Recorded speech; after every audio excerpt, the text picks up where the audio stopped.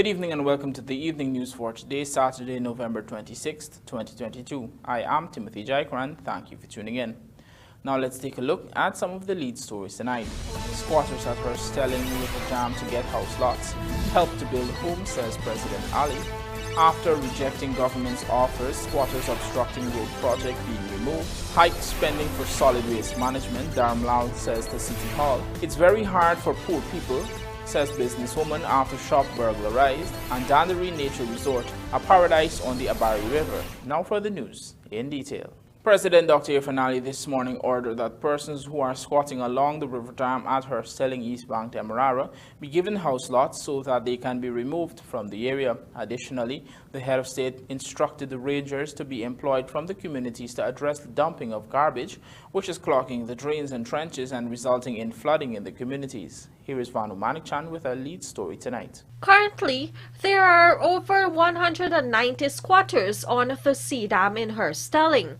During a walkabout in the community on Saturday morning, President Dr. Ali ordered that government officials work with village leaders and squatters to address this issue. Well, you can't squat, because we moved generations of squatting here. So listen, the minister's going to come. He's going to make one final assessment. Now, how many persons on the dam now? There's a lot. That's 195 house points. Started is HERSTELLING, the end is farm. 195? Yeah. You gotta get a book. You'll pay. No, but you have, in that you have a lot of the Venezuelan migrants. Yes. What percentage will be the Venezuelan migrants? I think about 60%. 60%. Get the Ministry of Public Works, Ministry of Housing, all the NDC, the leaders in the community, the CDC, MP, the Emperor, and y'all work on a plan and get this plan to be by next Friday. Further, the head of state also instructed that for those squatters already with house lots, that the works be fast-tracked so that they can be relocated as soon as possible. All those who have house lots, we will do the sand, the steel and the cement project for the foundation, and we'll get NBS to come and qualify them, and banks, GBTI, Demerara banks, I have one meeting with them, qualify them. If you got young people in there who are not working, they can very well go and work now in the construction sector. We'll train them, and you know how many people we need now. So, and let them come now, we give them this cemented sand, the low-income homes, and we build on their land. So you give them that offer, we aim to complete those houses in 8 weeks. And if they don't move in 8 weeks, then we move them once they have the house done. With regards to the dumping of garbage in drains and the Coker Canal that causes flooding in HERSTELLING, the president told residents that they need to step up and take actions against those culprits. We have to come collectively. I'm sure all y'all know if a businessman dumping the garbage, all y'all know which businessman. If the people come with a car and dump the garbage, all of y'all can get a car number. Everybody's seen the car or the pickup. Even the NDC chairman said pickup and car coming. If I ask y'all to give me one car number now or one pickup number, y'all can't give. Y'all give me with the NDC a list of all the vehicle numbers and photograph of the vehicle that come in and dump the garbage. That's all we need. But y'all protecting them. And then when you go and tell them now, somebody do that, they must tell the people you do that. And they must come first, you know. The problem is how can we get better if we don't take collective responsibility? So definitely the main issue in this area is flooding. You got to come in and give a notice to people in the area. We're coming soon. There's got to be a joint effort between the police, the NDC, local government, and EPA. Let's give a one notice to every household about this dumping of the garbage. Let a machine come in to see how we can clear out the main drains. And we got to start moving on the squatting, and those who got a house out, work with those first. As you remove the NDC has a responsibility to keep this down. If we got to get rangers in place, let's get rangers in place. Talk to Nigel, okay, and let's get rangers in place also. From the community itself. Reporting for the Evening News, Vanu Manikchan. Following months of continuous and baseless rejection of the government's compensation offers for them to relocate from the Cane View, HERSTELLING, East Bank, Demerara area, the Ministry of Housing this morning commenced removal of the 5 persons squatting on the stretch of government reserve because they are obstructing the construction of the new Eccles to Great Diamond Highway project.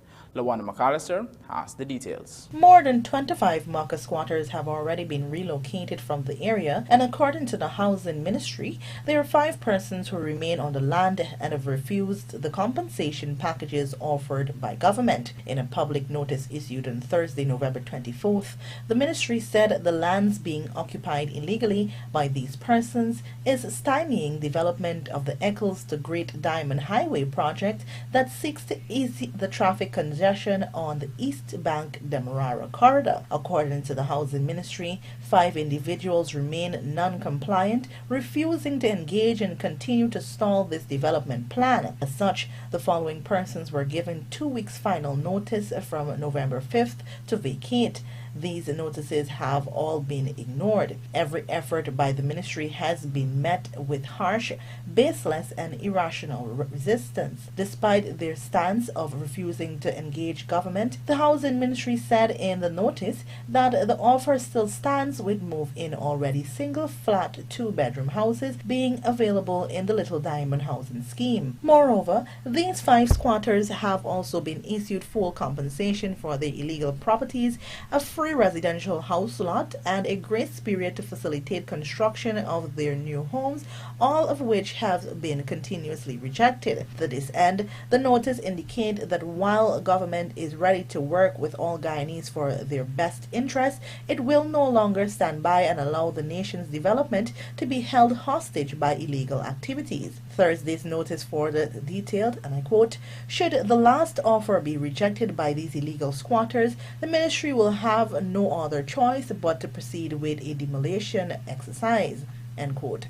On Saturday morning, the Housing Ministry went ahead with the exercise to start removing the squatters. Lawanda McAllister, The Evening News. Local Government and Regional Development Minister Nigel DHARAMLALL on Friday opined that the Georgetown Mayor and City Council should increase its spending in the area of solid waste management and avoid splurging in unimportant areas. Rupa Sinarang tells us more. Local Government Minister Nigel DHARAMLALL, during a press conference on Friday, fielded questions regarding new bylaws that were presented by the Georgetown Mayor and City Council some months ago to address solid waste management and littering. But DHARAMLALL pointed out that the collectible revenue for the municipality is about $2.2 billion. However, just a small fraction is set aside for solid waste management. If you go through the budget, there is a minuscule amount of money placed towards solid waste management by the city of Georgetown, and which is possibly the major issue that affects the management of Georgetown. We have had very limited, we've seen limited resources placed on enforcement through the city constabulary. But what we have seen too is tens of millions, possibly more, going towards public relations. We have seen hundreds of millions go towards employment. And where are these people? One of the propositions in the new bylaws was to have heftier penalties for littering. Commenting on this, the local government minister said the existing laws should be enforced instead. The city has bylaws as well as national laws that of course supersede bylaws that can be implemented to manage all of our local authority areas. And there is a law against littering, and the city, what they have to do is to make sure that they go out and enforce the laws against littering. According to DHARAMLALL, the imposition of greater fees in the city will not remedy the issue with the existing operations. We do not want people to be unnecessarily paying. What we would like is for better management. So it is not just about City Hall collecting more money. What is it that City Hall is doing with the current money that they're collecting? Over $720 million. Over 60% of their budget go towards payment of labor. They have hundreds of millions of dollars, 720 employees. They have less than 100 persons, I think, on solid waste management. The first meeting I had with the mayor of Georgetown, he told me that the city only has 4 brush cutters, and a brush cutter is $125,000 Guyana dollars. Rupa Sinarayan, The Evening News. Coming up, Brazilian teen busted with cocaine on Takatu Bridge, and Danderi Nature Resort, a paradise on the ABARY River.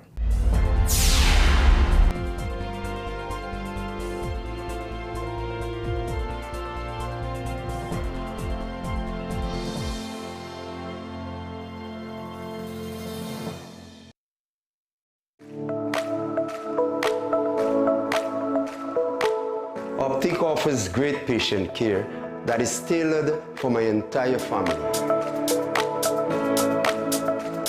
At Optic, a wide selection of affordable optical frames and optical services are available to fit your budget. At Optic, my family is provided with comprehensive eye examination and access to the ophthalmology services, all under one roof. Optic takes pride in delivering exceptional customer service and a unique experience to you, our customers. Optic Vision Care is a company that is Guyanese born and grown that will help you take care of your precious eyes.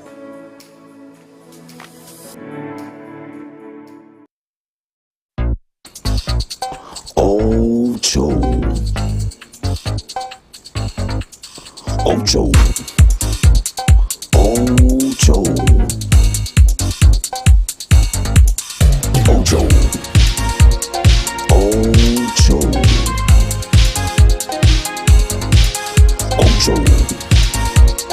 Ocho. Ocho. Ocho. Organic Ocho candy. What's inside counts. Try our virtual sports and win big with so much matches to choose from. Betting starts at $100. Play for your chance to win. Log on to www.superbet.gy or visit any one of our agents to place your bets. Terms and conditions apply. Have fun and play responsibly. Must be 18 and over to play.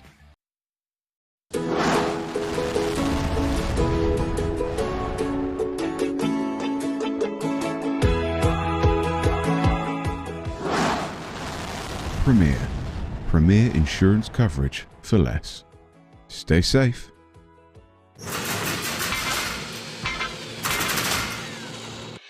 For bid, performance, retention, advanced mobilisation or customs bonds, bond with us. Fuel your success. Call 223-0840 or visit premierinsurance.gy. Premier Insurance. Premier insurance coverage.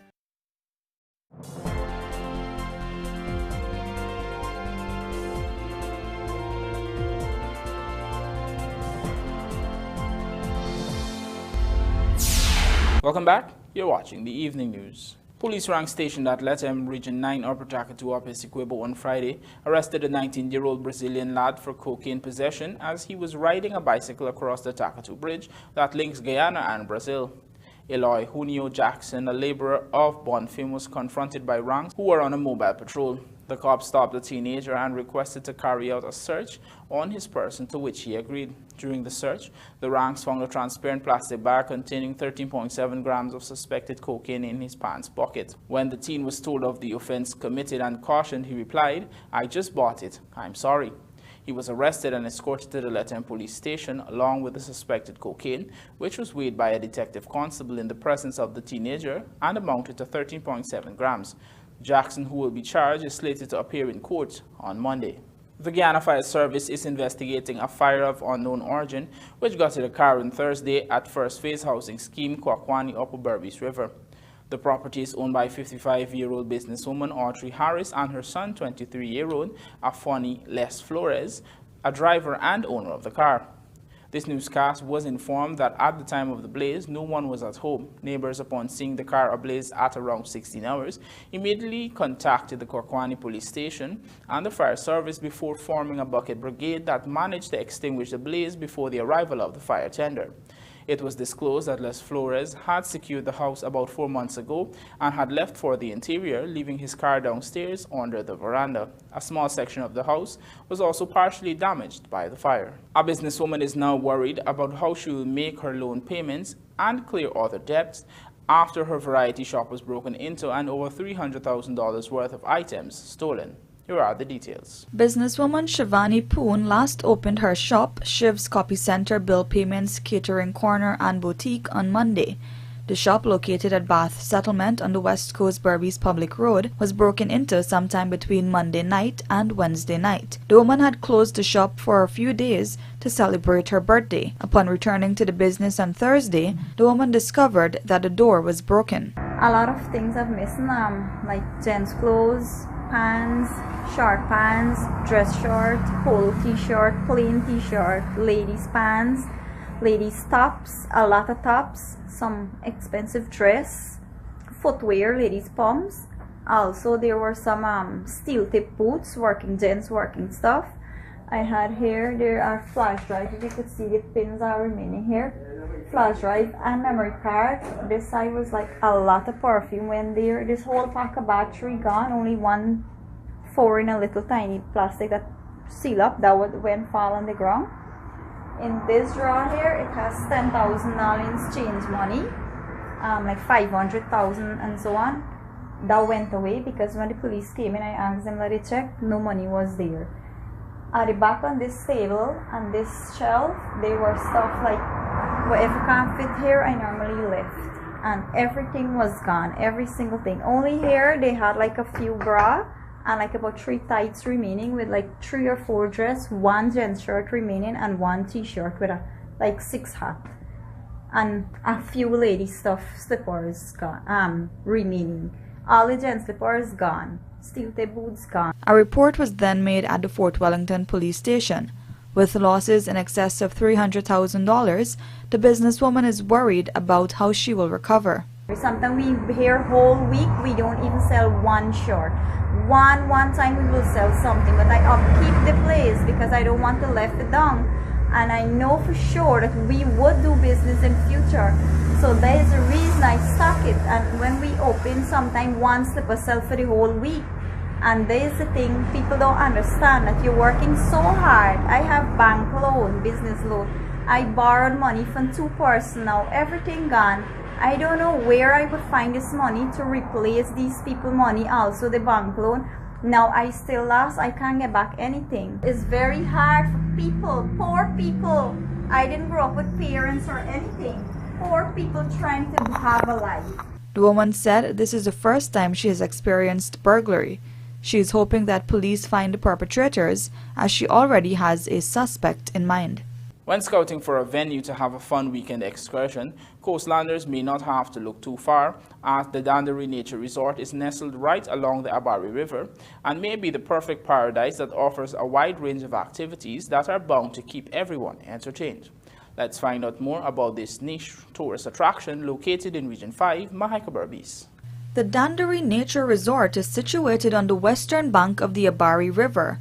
It is some 25 miles up the ABARY River, but just 5 miles from Onverwacht, where a boat takes you 20 minutes upriver to the resort. If the latter is your route of choice, secured parking and security are provided for your vehicles at Onverwacht. At Danderi, persons can experience nature in its purest form and participate in fun activities like fishing, kayaking, bird watching, and even horseback riding. Moreover, all foods served at the resort are organically grown or produced right along the ABARY River. But if there is a chef in your group, the resort also provides facilities for you to do your own cooking. The resort was first established in 2005 and is owned by Kumar Ramdeo, who is also a rice and cattle farmer. If they wish, tourists can venture on mini tours to the savannas and farm areas. There are also nighttime alligator tours, and because of the pureness of the skies,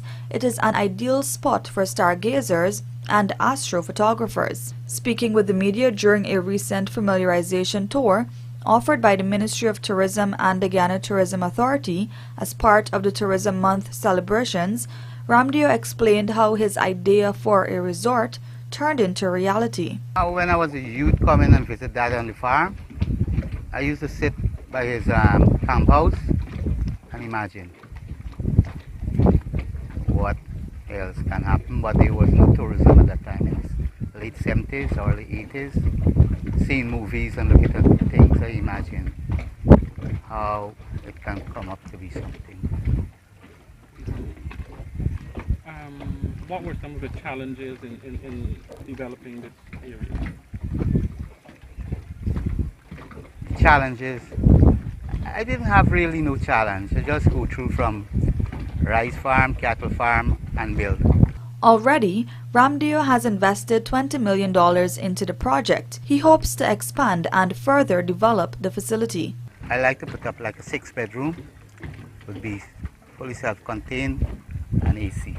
He pointed out that since COVID-19, locals have started to visit the resort. Prior to that, all of his visitors were foreigners, mainly from Europe. But the influx of tourists is not enough, and Ramdeo says he often depends on the revenues from his farm to upkeep his dream resort. However, he explained that he suffered major losses during the 2021 floods. Nevertheless, the businessman is determined to keep his dream alive and welcomed persons from all walks of life to experience his specially curated paradise. And now for a look at the bridge reports. There will be no closure of the Demerara Harbour Bridge on Sunday, November 27th, 2022. However, the Berbice River Bridge is expected to be closed on Sunday, November 27th, 2022 at 6 hours 35 for a period of 1.5 hours. 5 Guyanese in Windies women's training camp in Antigua, and Chandrapur scores 50 in drawn warm-up match in Australia. Details of these stories and more in the Sportscast sponsored by MacCorp, coming up on the other side of the break.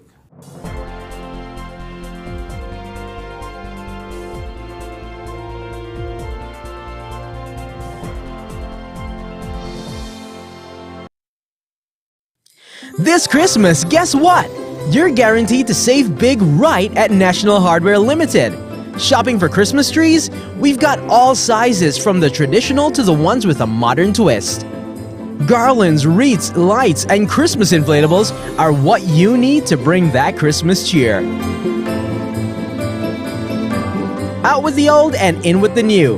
We've got curtains, carpets, and so much more to spruce up your home for the holidays. Save time too, and get presents for both boys and girls, whether big or small. National Hardware has you covered in more ways than one this holiday season.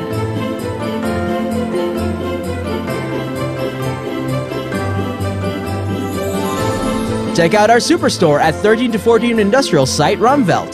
Telephone number 231-1091-95. Or downtown at 17 to 19A Water Street. Telephone number 227-1961. Mechanics, Sylvie's has all the equipment you need to make your job easier and your business profitable. Visit our 31 High and Hatfield Street store and choose from our wide array of shop presses, engine hoists, oil drain pans, parts washers, jack stands, bottle and floor jacks, hand tools, and much more. Can't make it to the store? Shop online at sylviesonline.com and have it delivered. Call or WhatsApp 623-7755 for more info.